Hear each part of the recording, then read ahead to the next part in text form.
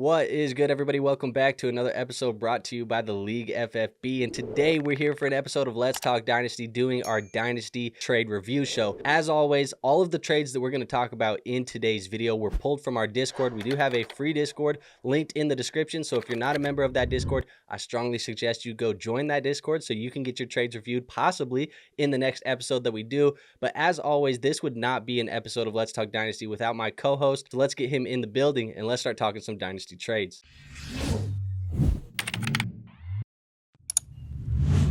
War, how we doing today? Hey man, we here, man. We here. Another We here. Dynasty trade show. Let's see what you guys got cooking up for us this time. Yes, sir. All right. Well, I want to pull this up on the screen and just hop right into it, to be honest, because this is the trade on the thumbnail, man.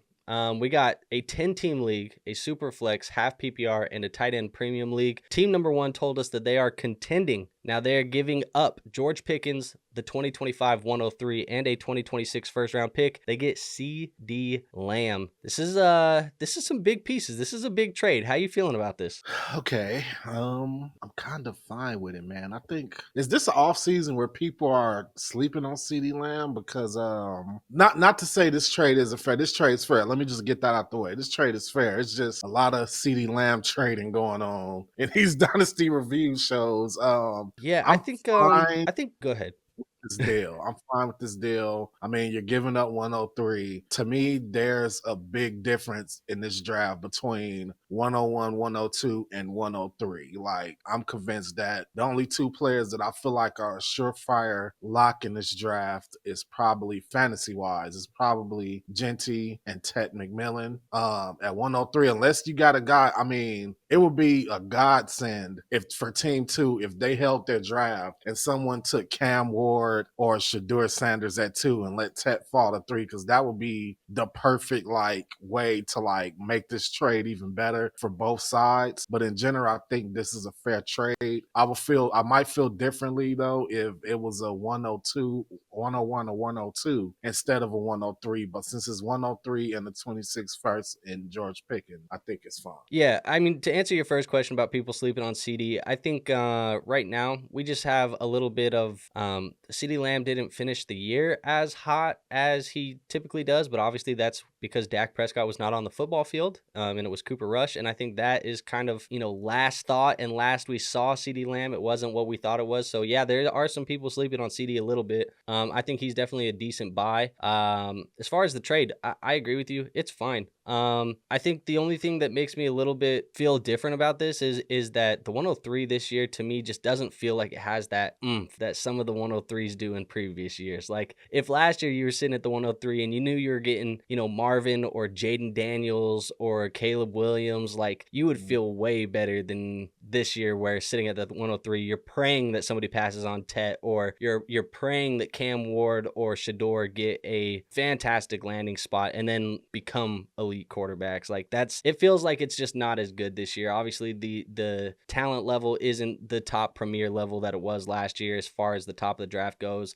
There's some depth, but I have been kind of operating so far this year where a lot of the trades that I've been making have been moving back and or moving out into 2026. So I think there's going to be plenty of good players on a team like Team 2, where maybe it does look like they might be trending a little bit towards a rebuild, trying to sell and down tier and get a lot of draft capital. I think moving out or moving back is probably the best move. So even if I was them sitting at that 103, I'd try and hit up the guy at 107 and see if you can get a 4-spot move back and, a couple extra second round picks thrown in there or something like that, just to keep adding some more assets to this deal. So yeah, what do you think about that? Do you feel like that's the move? What do you think about me saying that this year it just feels like I'm moving back my picks? Like I don't really want to be picking at the top. I mean, yeah, like I was just saying, at 101, 102, okay, you might want to hold unless you're getting a haul in return. I know I traded 102 in another league. Some people said it was a good move. Some people said it was a shit move, but whatever. But in general, now that I'm getting a little bit deeper in the weeds with the draft research and things like that, 101, 102, I'm thinking about holding unless I get an absolute haul. But 103 and more, I'm either moving down or I'm moving out and getting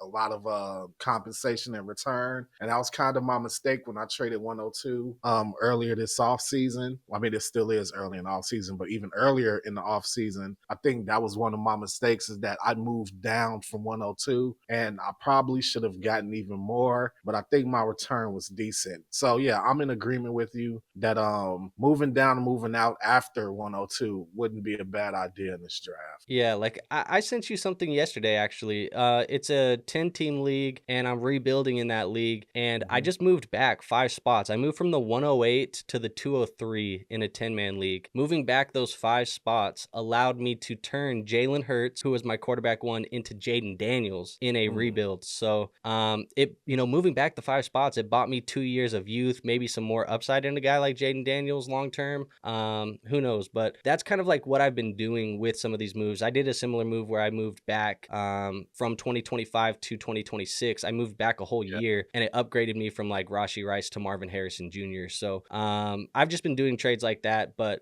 yeah, overall, this trade, I think this is a fair deal and definitely something that I could see both sides, having a good argument here. So let's move on to the next one. 12-team super flex, full PPR, tight end premium. Nick says he is rebuilding. So you got Nick AV here getting Jalen McMillan in the 103, and he sends away Drake London. How you feel about that? Okay, I think this isn't a great trade for Nick. Here's why. I think me and Andrew are in a ton of leagues together. Andrew would tell you that I've damn near cornered the market on Jalen McMillan. I've cornered the market on Jalen McMillan.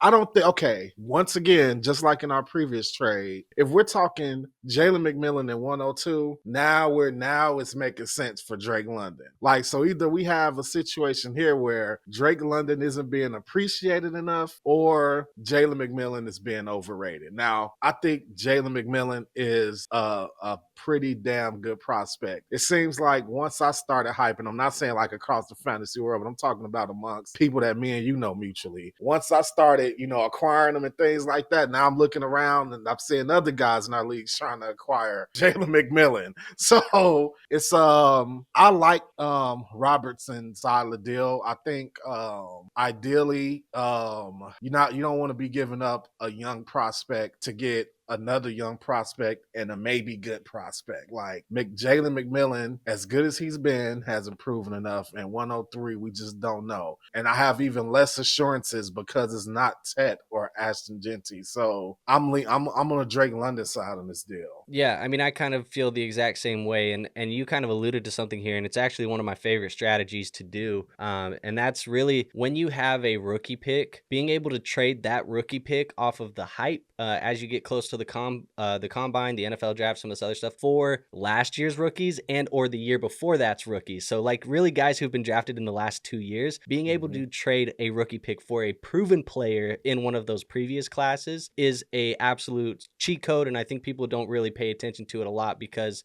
you do get like a proven asset in a way that is still young. It may be a year old or 2 years old, and in Dynasty that feels like it could be forever because time moves by just so rapidly in Dynasty leagues. But at the same time, Drake London is a cornerstone asset, a player that when you're rebuilding, having a guy like Drake London is somebody you want to rebuild around for as long as you possibly can. And I think it's only trending up for Drake London right now. Probably going to have some stability there with Michael Penix at quarterback. Probably going to have some upgrades on that offensive line maybe this offseason and maybe some potential upgrades on the defense. Like this team should improve. That being said too, like I think the fact that 103, at least for you and I, consensus wise, it feels like it should go Genty and Tet 101, 102. And so we're kind of viewing that 103 as those players should be off the board. You may get lucky and somebody passes on one of those guys and you get one of them to fall into your lap, but it should be, at least right now, the way that I'm looking at it is those two are gone, which means you are picking a Cam Ward or you are picking a Shedeur and kind of going from there. I could see it 103 as early as a guy that I think is RB2 in the class, like TreVeyon Henderson. TreVeyon Henderson lands in a good spot. Maybe you're picking him. Like that's kind of where that first part of the draft gets like blown wide open. Like it just feels like it could be anybody depending on landing spot from there. So yeah, I don't think it's unfair. Like it's probably fine, but I think the 103 and the Jalen McMillan side is definitely much riskier. And in a rebuild, I just rather have Drake London. So that's kind of where I sit. Drake London and Jalen McMillan are the same age. They're the same age. I mean, Fair enough. Good point. Good point. That's actual fact? actual fact, because I got both of them in one of our leagues, and I was just looking while we were talking. So yeah, they're the same age.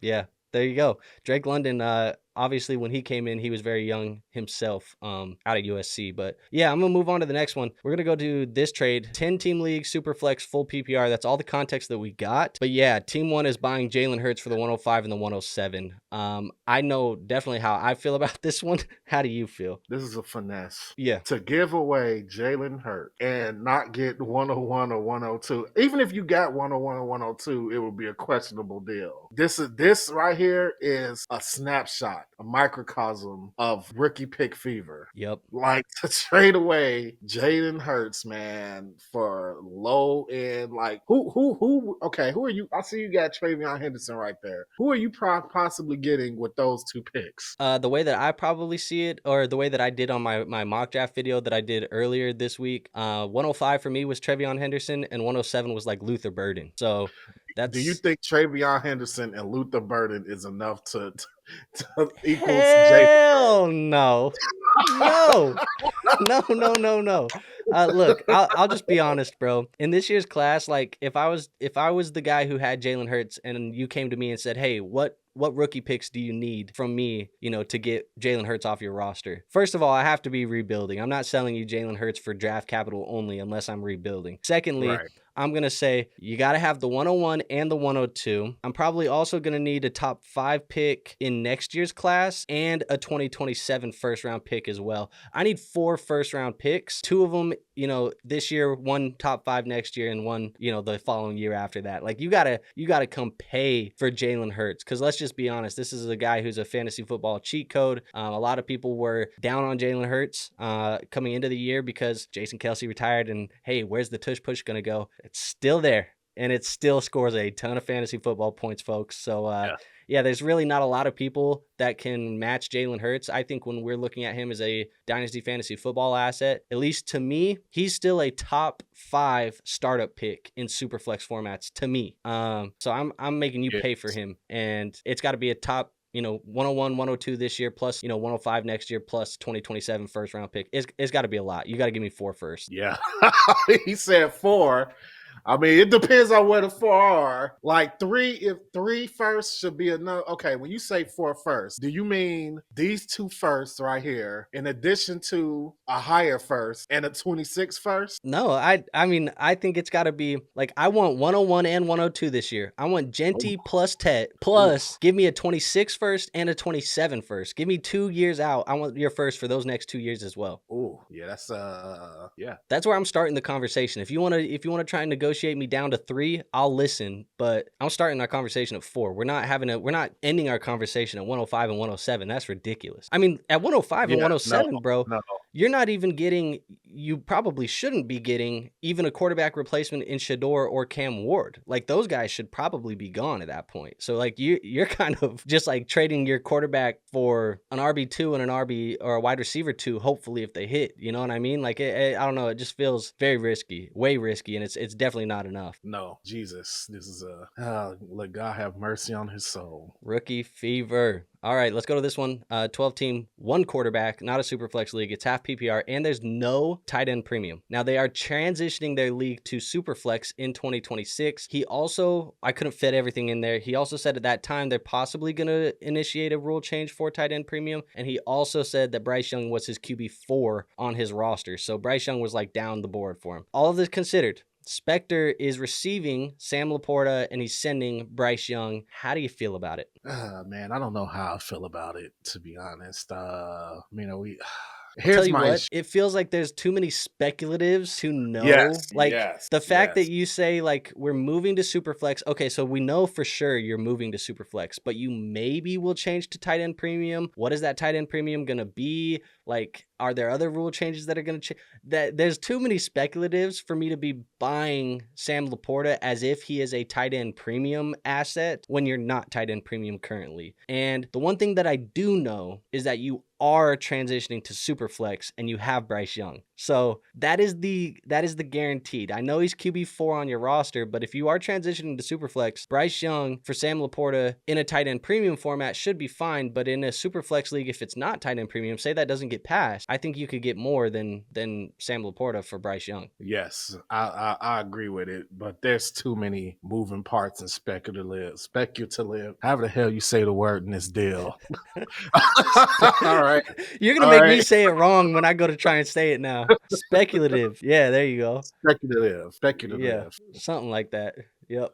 And then yeah, I don't know, man. It just feels like there's too many moving parts. In all honesty, assuming everything goes right the way that you want it to go, you do go to tight end premium and the tight end premium is worth enough that it's worth a damn. Sure, it could be fine. But to me, it's just there's not enough that I know is going to happen to have enough merit to confidently make this move. So in a superflex format, I probably would have just held Bryce Young until you transitioned to that superflex or found a better deal now that gave me a little bit more confidence in what could happen. But yeah, I mean, that's all I really have to say this one. You have anything else? Nope, not at all. Not at all. Let's move on to the next one. Nick is back here. He says a 12-team superflex, full PPR, and tight end premium. He is rebuilding, so he sells Christian McCaffrey for the 107 in a rebuild. How do you feel about that? Okay, Nick. Now we cooking. Now we cooking with grease. Now we cooking with hot grease. You got your get back now. You didn't got your get back from Robertson's, man, because Robertson's got you on that last deal. Was Nick the one that did the I think it was the Drake London. Okay, he did the Drake London. So that one wasn't that bad. I don't want to stick that bad Jaden Hurts trade on him. No. But I like this one for Nick. I like this one for Nick. Like, I feel like anywhere in the first round where you can get a pick for Christian McCaffrey is a good deal. I think anywhere in the first round. That's 101 to 110. Like, I think you're doing good if you get that for Andrew rubbing his eyes. So I don't know if he agree with me or disagree with me.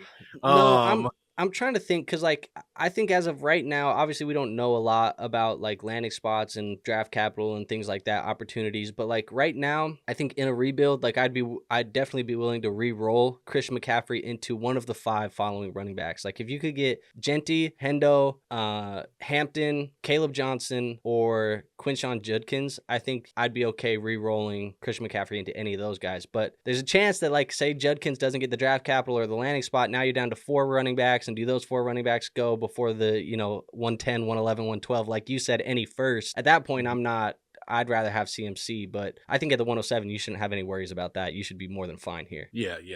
I agree with you here. I'm just personally okay, let me ask you this, Andrew. What price point are you acquiring Christian McCaffrey at this point in time? In terms of draft capital, not other players. Yeah, I mean, on a contending roster, if I can get risky and buy Christian McCaffrey, I'm willing to send, no questions asked, I'm willing to send any early second. Like, if you want 201, 202, 203, and that gets the deal done for you, no doubt about it. I'm sending that without even thinking. I'm probably breaking my phone screen trying to get that sent to you. I'm considering like 111, 112, maybe 110. Like, I'm kind of considering in that range. But I think anything earlier than that, like 109, 108, 107, that's kind of where I'm like, all right, I'd lean the pick. Okay, yeah, that makes sense. So yeah, I guess 110 and beyond, I'm definitely considering it. But if it's like in the second round, it's a no-brainer to me. Good to know. Now I'm like, let's see where do I got these second round picks to? Because that's the question. It's a roll of the dice. I feel like if your roster is at the point where you can afford a dice roll, then what the hell not? Why the hell not? Go ahead and see if you can, get Christian McCaffrey for one of those early second round picks. Here's the thing too, is I think that those second round picks, those early second round picks this year are gonna probably be, there's a massive tier of players that I think can fall within that, and draft capital is gonna change that for us, and landing spot's gonna change that for us. But at the end of the day, like, I think you're gonna be looking at names like Colston Loveland and maybe Jackson Dart. Now, if Jackson Dart gets first round draft capital, that's gonna change significantly. I think he'll end up falling into like the top 6 picks, top 7 picks in Superflex. Yes, but Other than that, like you got like Colston Loveland, you got guys like Matthew Golden, maybe depending on where he goes. Like there's gonna be a mix of guys. DJ Giddens, maybe Devin Neal. Like these are the players, and if you're taking those types of players, you're rolling dice on them anyways for the most part. So like, why not give you a guy who, yeah, there's injury concerns, and maybe the shelf life of Christian McCaffrey is going to be, you know, short. Maybe it's a 2-year window now from here on out. Like I think we could realistically be looking at a point where 2 years from now, Christian McCaffrey is not really fantasy relevant anymore. And see that. If that's the case, I could get 2 years of Christian McCaffrey just at an 80% workload, but that's still like 15 fantasy points per game. You know what I mean? Like he's still going to put up numbers for me. It may not be RB1 overall, in which we've seen him do in years past, but you're telling me that even in an 80% workload with pass catching upside and goal line opportunities, Christian McCaffrey can't give you top 12 numbers? I think he's still going to give you top 12 numbers. So he's definitely a guy I'm buying if I can afford it. Who has more points? It's fun to throw these in here sometimes. Who has more points? Right. Christian McCaffrey in his final NFL season or Bo Scatterbo in his peak season? You mean Cam Scatterbo? Man, I've been calling him Bo Scatterbo, so that's his name now. All right. But yes, Cam Scatterbo. Probably Christian McCaffrey. Damn. It's not even that I dislike Cam. I think it's just Cam. Him. No, I just think Cam's. I don't want to get here and put stuff on wax when I'm like not 100% confident in the take. But for the most part, like I'm fairly unimpressed with Cam's tape. You called him Gus Edwards. Yeah, he just doesn't have that. He doesn't have that zip in his game that I like. He just feels like a slow, methodical runner, bro. Like I don't know. Things that you can't teach. He got heart and grit. God damn it. God damn it. I don't know, bro. I'm not a huge fan. I think he's gonna be fine. I've heard rumors that he could potentially be used as a fullback, but my God, that would be horrible. But let's go to this trade because I accidentally touched the button and it just moved on to the next trade. So that was, I guess, our calling to move on. But 12 team, super flex, full PPR, tight end premium. You got AMJ getting Justin Jefferson. He gives up Marvin Harrison, a 2026 first round pick, Kyle Pitts in the 211. How you feeling about that? What are we doing here, man? Every week, are we gonna have a week where Justin Jefferson doesn't get traded? All right, man. I guess we got to break this down into pieces. Okay. Also, on my solo trade show that I did last week, there was 2 Jamar Chase trades. We've had CeeDee, Jamar, Justin Jefferson. All these dudes are getting traded right now, bro. I mean, at least this doesn't seem like 100% rookie fever here. I mean, there's a large group of us who still believes that Marvin Harrison Jr. could be top 3, top 4 wide receiver in NFL. I still believe that. I still have a lot of faith in Marvin. Yeah, I mean, honestly, once again, I feel like I have to throw this reminder out there every time. The same goes for Caleb Williams. Don't get not meeting your expectations of the fan bases and fantasy players mixed up with the actual production. Marvin Harrison Jr. did not have a bad rookie season. Caleb did not have a bad rookie season. It's just that we expected Marvin to have the same rookie season that Justin Jefferson had, and we expected Caleb at the time to have the same season CJ Stroud has, but that ended up being Jaden Daniels. But when I look at it in this scope, I still, even with me thinking how great Marvin, Kyle Pitts at this point, I'm just like, whatever on Kyle Pitts. To me, he's a regular fantasy starting tight end. Like, you know, can't put him up there with Bowers or people like that. But I'm gonna say something that's gonna piss people off, and I'm just gonna say it with my chest because I actually firmly believe this. Okay. What is the difference between a guy like Kyle Pitts and a guy like Jake Ferguson? I don't know. I thought you was gonna say David Njoku. No, I mean I think Ferguson's below Njoku, but like really dead ass, like what's the difference? We liked Kyle Pitts as a rookie. Hype. Nobody liked Jake Ferguson, but Jake Ferguson is outproducing his ass damn near every year. Like I don't know, dude. I just feel like at this point, like if you have Kyle Pitts, and this isn't part of the trade, but if you have Kyle Pitts, like I'm just down tiering the fuck out of Kyle Pitts into a different tight end and just moving the fuck on and taking whatever I can take. Yeah. That's why I have to say the team acquiring Justin Jefferson won this deal. Yeah, I mean, look, I've seen accounts out there, big brands in the industry out here over the last week or two talking about, is 2025 the Kyle Pitts breakout? Stop it.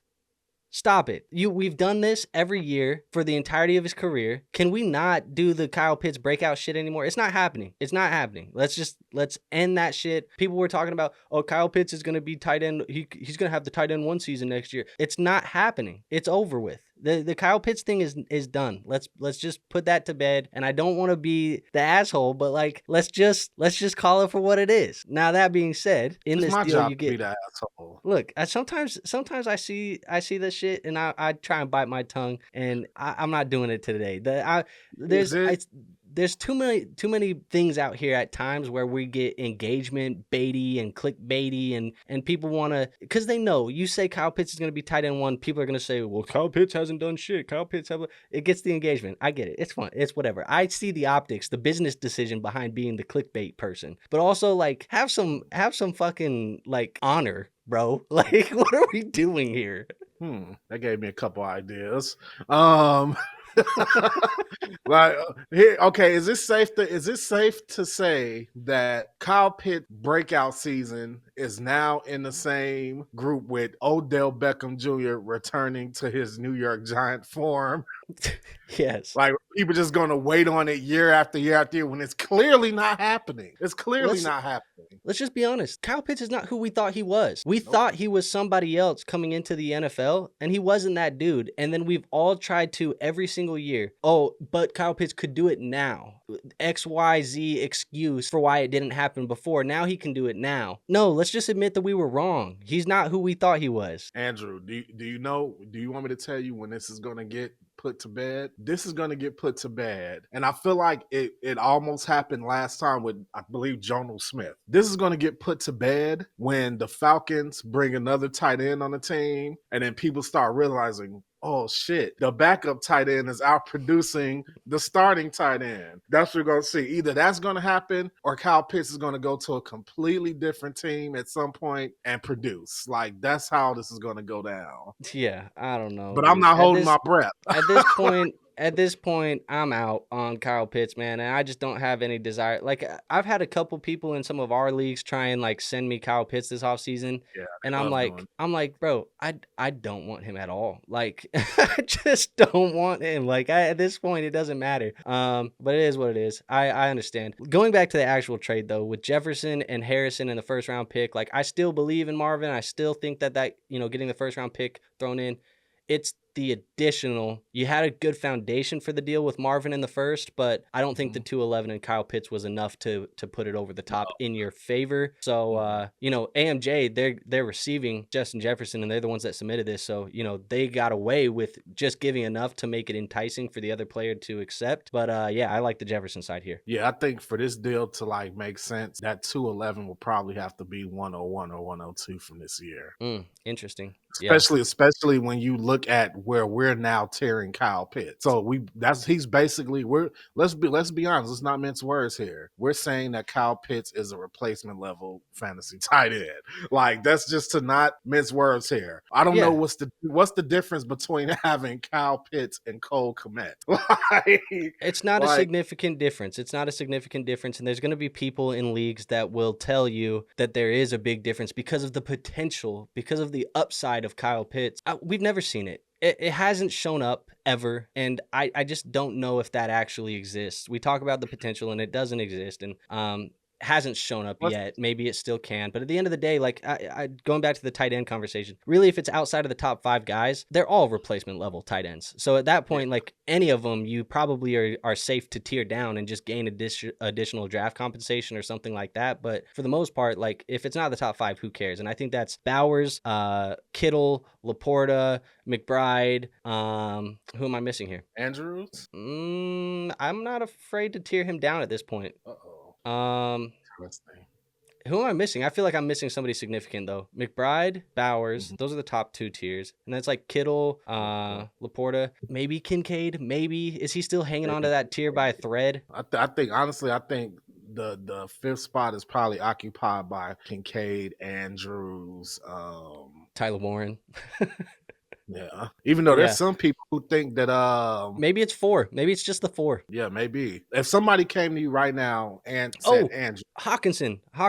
Oh, Hawk. Yeah. How am I Yeah. forgetting TJ? How? I don't Andrew, know. if somebody came to you right now, you have Kyle Pitts in your team. Someone came to you right now, Cole Kmet, early 25 second. Are you smashing that deal? Yeah, just give me the early 25-second and Cole Kmet, because at the end of the day, like, to be honest, this is going to sound crazy, but I think if you draft like a Colston Loveland in the early second, if you can still get him there, depending on the draft cap, you might be getting a better tight end than Kyle Pitts in general. And then you just gave me a backup tight end for free. I keep bringing up Cole Kmet here, not because he's a Bear, but because keep an eye on him for being one of the names that's going to start getting significant buzz this offseason going into the preseason because of Ben Johnson. So keep an eye on that. Yeah, and look, folks at home, I apologize for my Kyle Pitts rant. If you are one of the Kyle Pitts truthers, I apologize. I've felt what you felt. Maybe that's why the frustration is coming out. But at the end of the day, like, sometimes we got to look ourselves in the mirror. And if you haven't done that yet, it's time to look yourselves in the mirror. It's okay. Let us know in the comments below if you still believe in Kyle Pitts. If I'm wrong about Kyle Pitts being dead already, let me know in the comments below. If you think he's dead and you agree with me, hit me with the RIP in the chat or something like that. I don't know. Let me know. Anyways, let's move on to the next trade. I'm sick of talking about Kyle Pitts. He's ruining my mood. 12 teams, super flex, full PPR, start 9. They said they're weak at running back. So they moved Marvin Harrison for the 103 and Jonathan Brooks. How you feel? I don't care. Get this out of my face. I don't care. Get this out of my face. I'm weak at running back. Let's go get Jonathan Brooks. I don't know, like, if this person was in a coma over the last season, and then hey, you gotta get a little dark sometimes. I don't know if like this person in a coma or something over the last season. That was last off season. Jonathan Brooks hype. The hype train has been derailed and ran off the track. The first track was called injuries. The second track was called Chuba Hubbard. Those are the 2 tracks, and that should just veered off. And the third track was called re-injury to injury. Yeah. So, like, that train is gone. And if you asking me, if we trading 103 for Marvin Harrison Jr., 103, which is an inferior pick, we already tabbed it an inferior pick compared to 101 and 102. We're trading that for Marvin Harrison Jr. I'm super big on Team 2 side. I think they won this in a landslide. Yeah, I mean, I like the Marvin Harrison Jr. side too. To be honest, Jonathan Brooks, to me, at this point, like, he's kind of like an asset that just I don't value at all. And maybe that's wrong.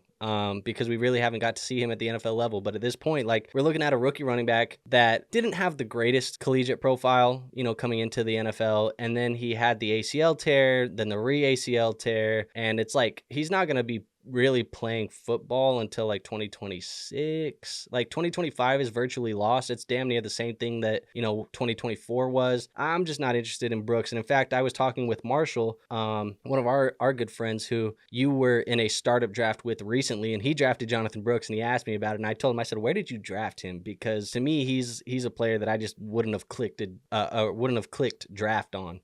But he told me that he was the 16th round. So apparently that's kind of where his draft value is like outside of the top 15 rounds of startups, which is kind of crazy. Yeah, at the end of the day, though, 103, it's not enough in the draft capital to guarantee Tet. It's also, Jonathan Brooks to me is virtually nothing at this point. Like, let's just be real. War. Let's say you have Jonathan Brooks on your roster. Yeah. And I offer you any second round pick this year. It could be 212. I offer you any second round pick. Are you taking the second? Yes. It's not even a question, right? No. Yeah, so I think that might be where we're at with Brooks. So once you get to that 3rd round pick territory, that 4th round pick territory, I don't think he's in 4th round pick territory, but once you get that 3rd round pick territory, it's damn near like everybody's just, who cares? And I think that's where Jonathan Brooks is at. So I don't want to go too much more into this one. It's not egregious, but the process of which, being weak at running back and trying to fix that with Jonathan Brooks, that doesn't feel like that really solves the issue. And then I feel like you get worse at wide receiver, moving Marvin Harrison Jr. So it's egregious. Hey, maybe I'm being the nice guy today. After I just was the asshole for Kyle Pitts. Yeah. Yeah, it's give and take, good cop, bad cop.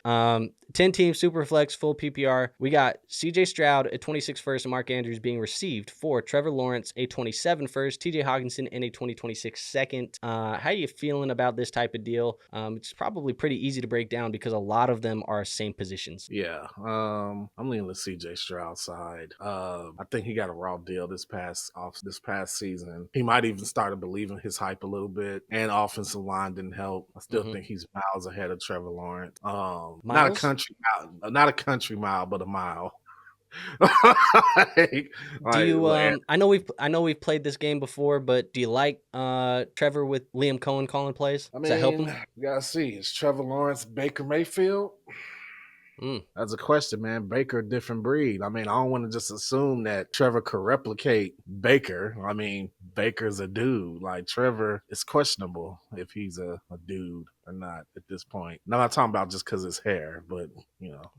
CJ Stroud, I still got big belief in CJ Stroud, man. I don't know Yeah. what the hell this past season was, man, but you don't go from being what he was in his rookie season to just what he was last season. Like, there's a reason why they fired the offensive coordinator. There's a reason why a lot of people are like, they need to get him some protection, you know. And again, I think he started believing his hype. It's funny. I find it funny. I'm not gonna go on a big Kyle Pitts Andrew rant, but I'm just gonna go on a little mini. It's funny. It's funny to me how in week 2 of the season of last season, CJ Stroud has this little moment with Caleb Williams, and his season just took a shit after that. I don't know if that was because like the shit the people were saying got to him, or if it was because or if it was just a sign that he started to believe his own hype. You know, big broing, you know, another rookie. But yeah, that karma came back hard on him. So I do think he's significantly better than Trevor Lawrence, but I'm not going to completely rule out a step up for Trevor Lawrence with Liam Cohen there. I mean, we'll just have to see. I don't have big belief in Jacksonville as a franchise to begin with. Mark Andrew, TJ Hawkinson, I think we just covered that TJ is a little bit of a tier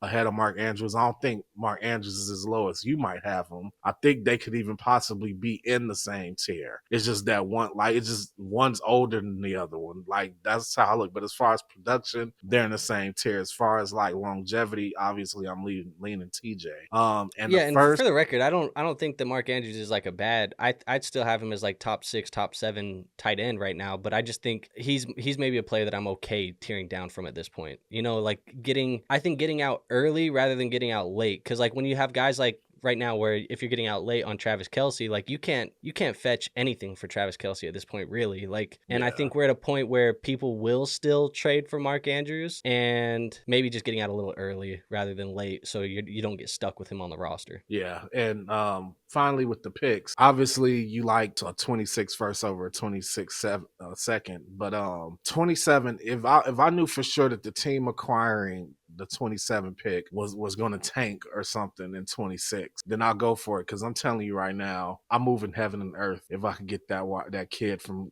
Ohio State. Like, Jeremiah. any shot at getting that kid is what I want to go for. And you now have an extra lottery ticket in the sweepstakes for him. So, Yeah, I but mean, I still think the for the Stroud folks at side home, won. for the folks at home, I think a lot of people know. Maybe if you follow along, maybe you don't. But over the last couple of years, like you've had, wide receiver prospects like Jamar Chase in 2021, and then there was like a really, really damn good wide receiver prospect in Marvin Harrison and Malik Neighbors. The next like big, like you can't miss type of wide receiver prospect is going to be 2027, and it should be Jeremiah Smith. So like if you're looking for trying to hit that Jamar Chase, Malik Neighbors, Marvin Harrison type of like elite prospect, it should be 2027 in Jeremiah Smith, and you're probably going to have to spend a top 2 or 3 pick to make that happen, because I think you'll still get the quarterback bump of like Arch Manning, but other than that, it's probably Jeremiah. So that's where I'm at. But when I'm looking at this trade here, tell me if you feel the same way. It almost feels like it should have been swapped. Like the picks should have been swapped. Like I think that second, the 27 first should have went to the Stroud side, and the 26 first should have went to the Lawrence side to make it a little bit more even. I don't necessarily know how the guy receiving CJ Stroud got to move his first round pick up a year before 2027, but hey, I don't know. I think overall it's a pretty fair deal. There's nothing crazy about it. I think Trevor and and Stroud are both buy lows at the moment. I think maybe Mark Andrews and Hawkinson are both buy lows at the moment. So it's kind of a bunch of like buy low candidates all being bundled together and then some draft picks thrown around.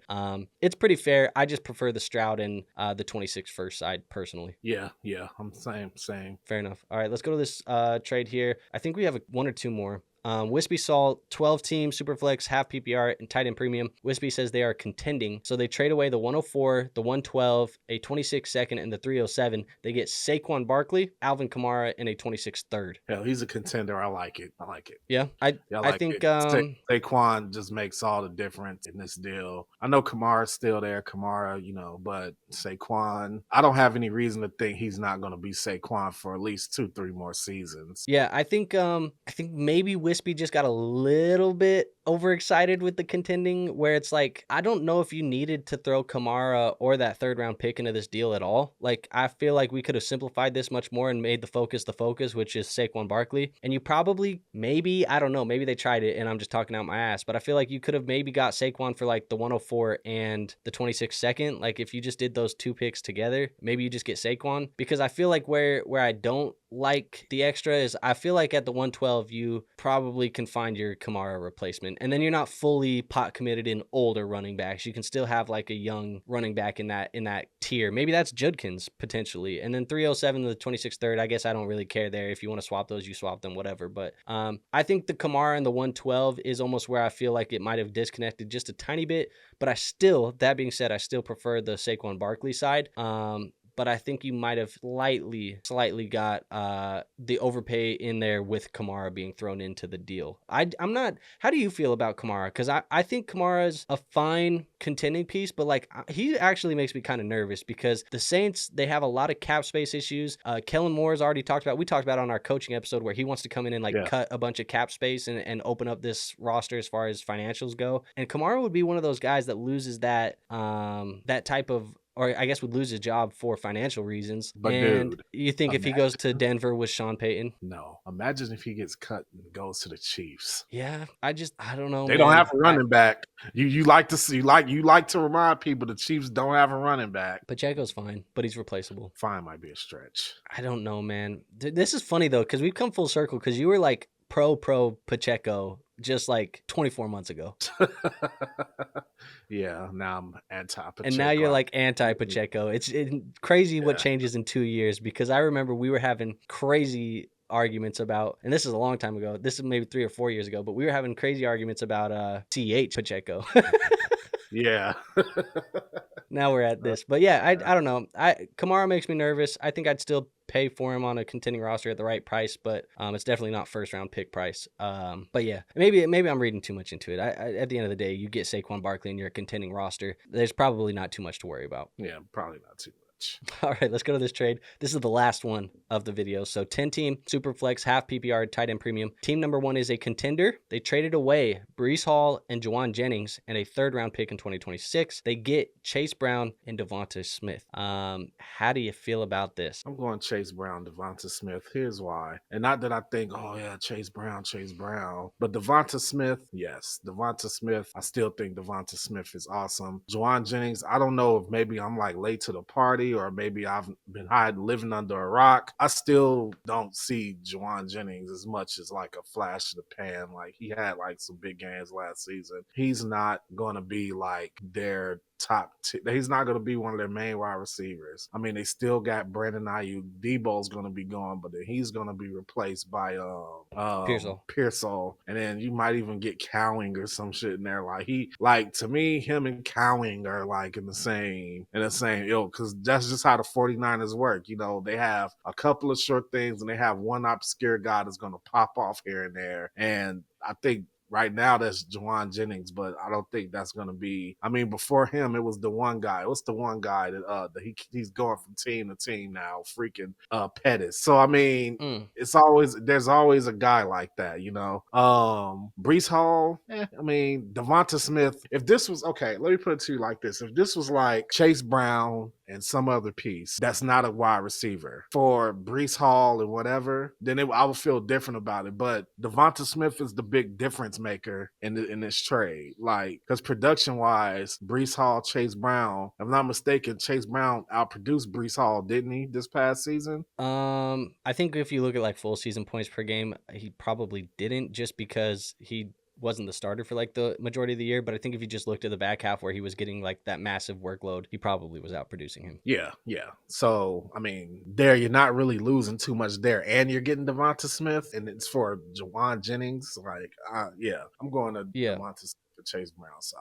I think you're right. I'm struggling with this because just earlier this month, I made two videos talking about like my top 5 favorite buys and my top 5 must sells. And honestly, Breece Hall was my favorite one of my favorite buys, and Chase Brown was one of my favorite sells. So I'm struggling with this because you're buying Chase Brown and selling Breece Hall, which is the opposite of what I probably felt to do. However, I think you're right, and you hit the nail on the head where you come down to production-wise, they're probably close enough, and the difference maker is the DeVonta Smith upgrade from Jawan Jennings, and it only cost you the 26th third or whatever to make that happen as kind of the fluff of the deal. But yeah, I mean, I think this is right. If you're looking value, player bias, and everything out of the side, you go with the DeVonta Smith and the Chase Brown side. I just know that if this was my roster, I would be now trying to flip Chase Brown and go get a different running back, because I'm not super confident that Chase Brown is a top 12 guy the way that the community is valuing him right now. And I'd probably be trying to go flip him, but I think you make out pretty well getting the upgrade from Jennings to DeVonta Smith. Yeah, absolutely. All right, well, that was it. That was the 10th trade of the video.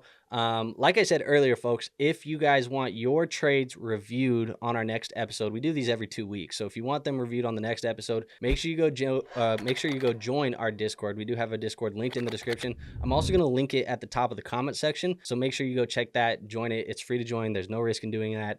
Perks of being in that Discord as well, as there's like 325, 350 something people in there that are all in there trying to talk Dynasty fantasy football. People are asking if people want to do startups and join leagues. So if you want to join leagues with people in our community, you can do that.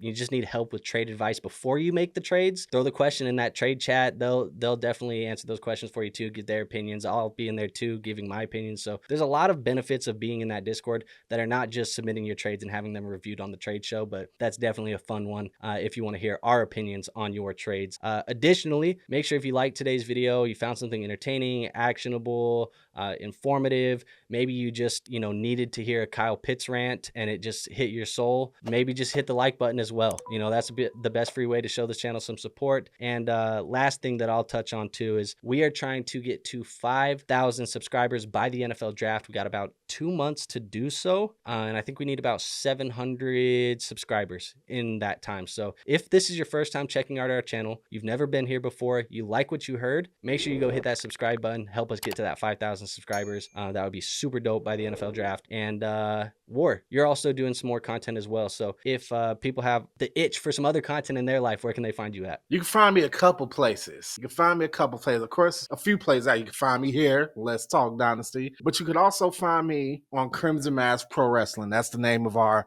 YouTube channel where we focus on highlights from WWE and AEW. But just brand new, spanking new, hot off the presses. You could also find us on the Crimson Mass Show YouTube channel, where we do the Crimson Mass Show podcast. Our goal for the Crimson Mass, look, we'll take whatever we can get for the Crimson Mass Show, but we also have a subscriber goal on the Crimson Mass Pro Wrestling. I know it's getting kind of confusing, guys. Crimson Mass Pro Wrestling, we're trying to get 5,000 subscribers, not by the draft because that's too damn soon. We're trying to get 5,000 subscribers by the end of the year, but I got a feeling that we're going to get it way before then, because we're damn close. But that's our goal, man. So come check us out, Crimson Mass Pro Wrestling with an attitude, either here or there, wherever. Damn it.